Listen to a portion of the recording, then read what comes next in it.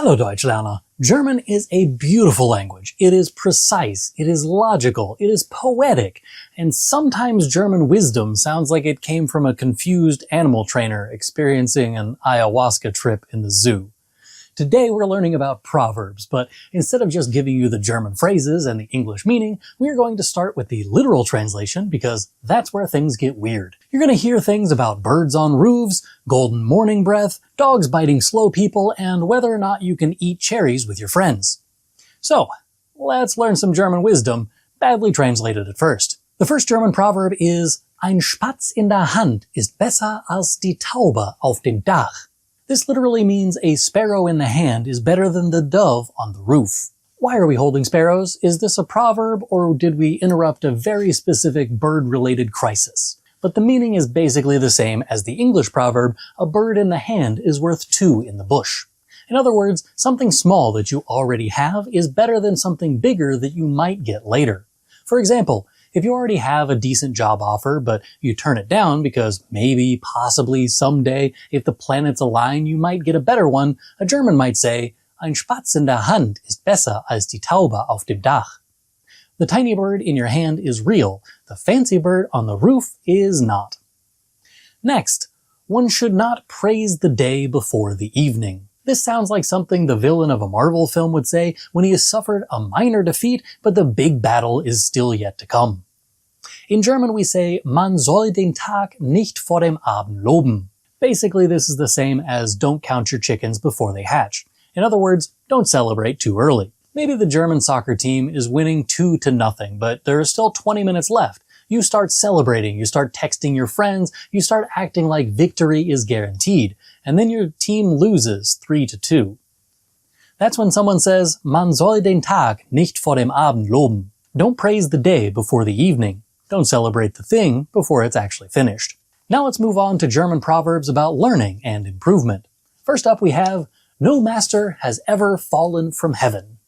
Which is disappointing because it would be very convenient if advanced German speakers just dropped from the sky. Maybe they would even give you a few pointers, but no, that's apparently not how the language learning works.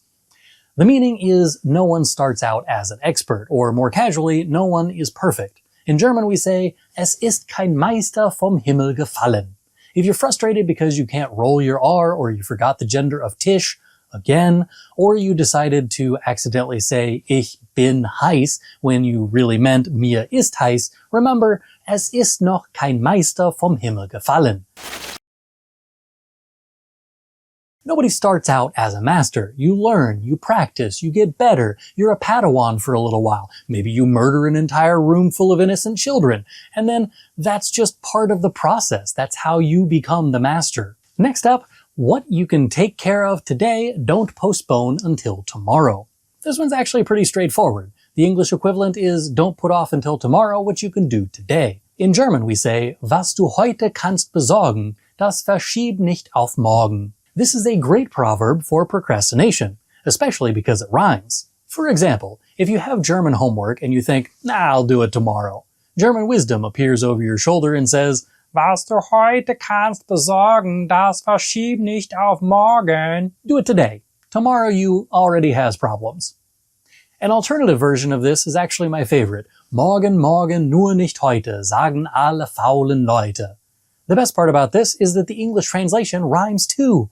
Tomorrow, tomorrow, not today. That's what all the lazy people say. Next up, the morning hour has gold in its mouth.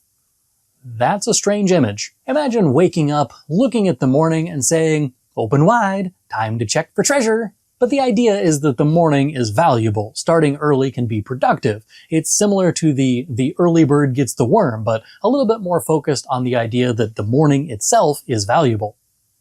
In German we say, Morgenstund hat Gold im Mund. Again, it rhymes. You could use it when someone gets up early to study, exercise, work, or do something productive. Morgenstund hat Gold im Mund. Now let's talk about practical wisdom. The next proverb is, what one doesn't have in the head, one must have in the legs. This is a wonderfully blunt proverb. The idea is if you forget something, you have to physically go back and fix the problem.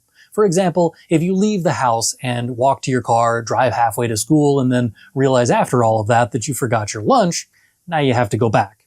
In German we say, was man nicht im Kopf hat, muss man in den Beinen haben. If your brain didn't do the work, your legs will. This is the same energy as a parent saying, don't ask me where it is, look for it. Next up, age does not protect against foolishness. The English meaning is something like, just because you're older doesn't mean you're wiser. This is what I think every time that I see a politician open their mouth. How did they get this old without learning at least a single thing about the world outside of their bubble? In German we say, Alter schützt vor Torheit nicht. This is a good reminder that people can be foolish at any age. A teenager can make a bad decision. An adult can make a bad decision. A retired person can make a bad decision while still explaining that they know better because they're retired. And none of those people would do half as much damage as the average member of Congress.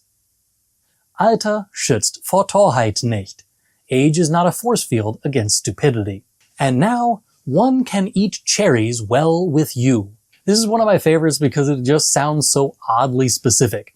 Imagine someone saying to you, you know what I like about you? You're exactly the kind of person with whom cherries may be eaten successfully. Someone once commented on one of my videos, this guy would be such a chap to eat sushi with. I still don't fully know what they mean, but I choose to take it as the sushi version of Mit dir kann man gute Kirschen essen.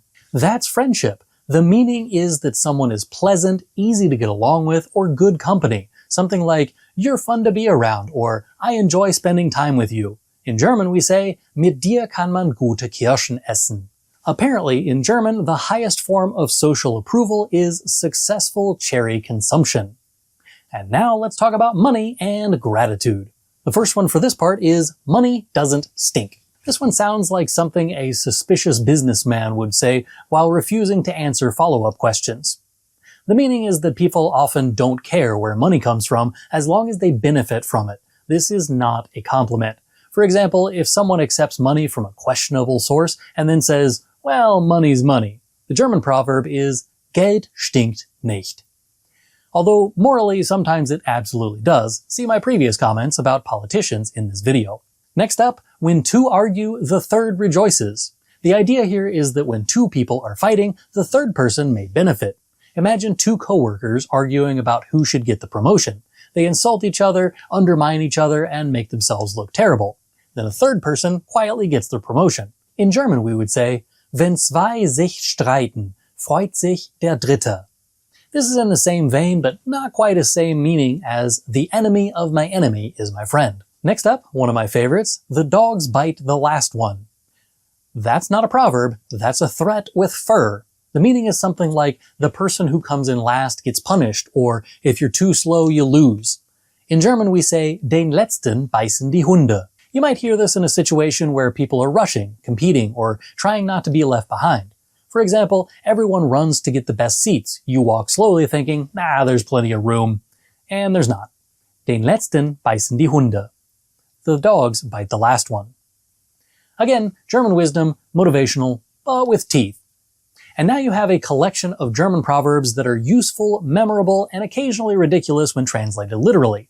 If I skipped your favorite German proverb, leave it in the comments down below. If you want to learn more proverbs, specifically those that are actually used in real conversations, check out this video over here or this other video over here. Das ist alles für heute. Danke fürs Zuschauen. Bis zum nächsten Mal. Tschüss!